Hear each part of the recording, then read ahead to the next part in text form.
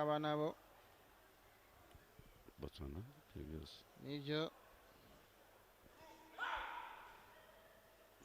abahungu nabo barimo bitegura hirya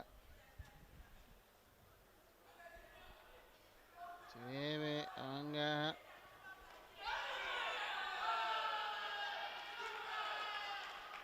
Gicheru Kenman kutoka Cameroon anapambana na Ganiero Ocean kutoka Benin.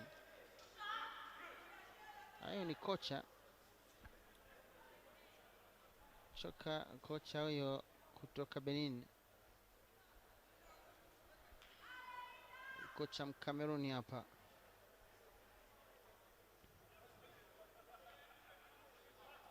Anaanza sasa akiwasalimia majaji. Refa anaamua mchezo uanze. UT Konoman kutoka Cameroon akipambana na Gamiro anayevaa mkanda mwekundu, ndiye mchezaji kutoka Cameroon akipambana na huyo kutoka Benin. Ganiero ndiye ametoka huko Benin akikuja kushiriki mashindano haya ya karate. Mshizama kamari. Aha.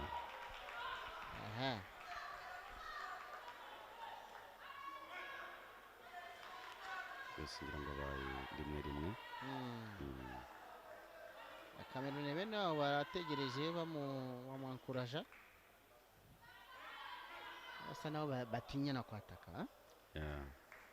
Buri wese arategereje ko ndagira icyo akora ngo arebe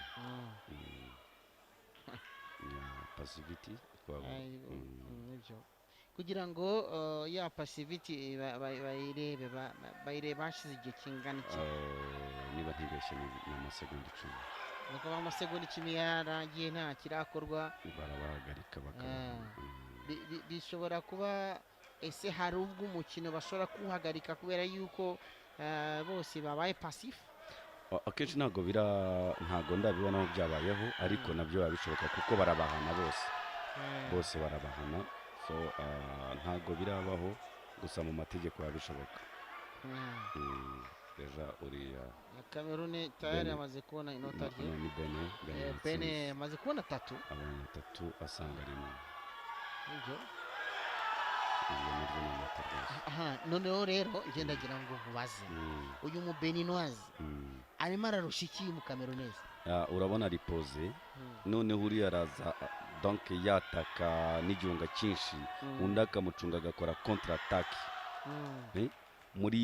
muri cya kintu cyo gushaka kugira ngo yatake. Urumva afite pressure yo gushaka kugarura ariya manota.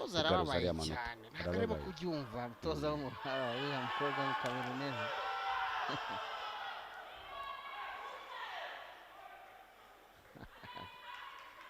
Wala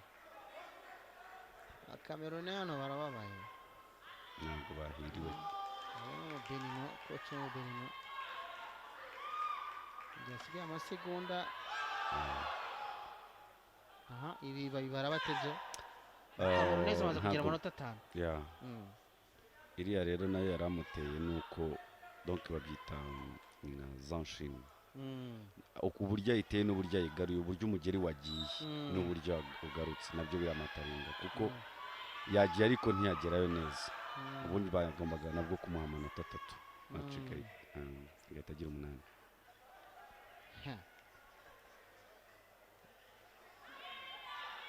Arimo kugira timing nziza uyu mukobwa kuko urabona ko uyu mu Cameroonese we arashaka kuba aggressive, ariko undi akamurusha ubwenge na timing ye. Nkeka ko rero yanamufashije akamaze ndetse no gutsinda. Ibyo Beninoise akaba atsinze rwose hano. Tureba ngaha utuntu yagiye amuhereza.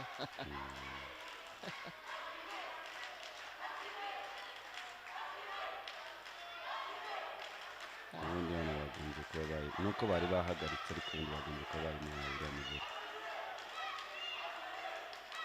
urabona ko hari n'uburyo agenda akwega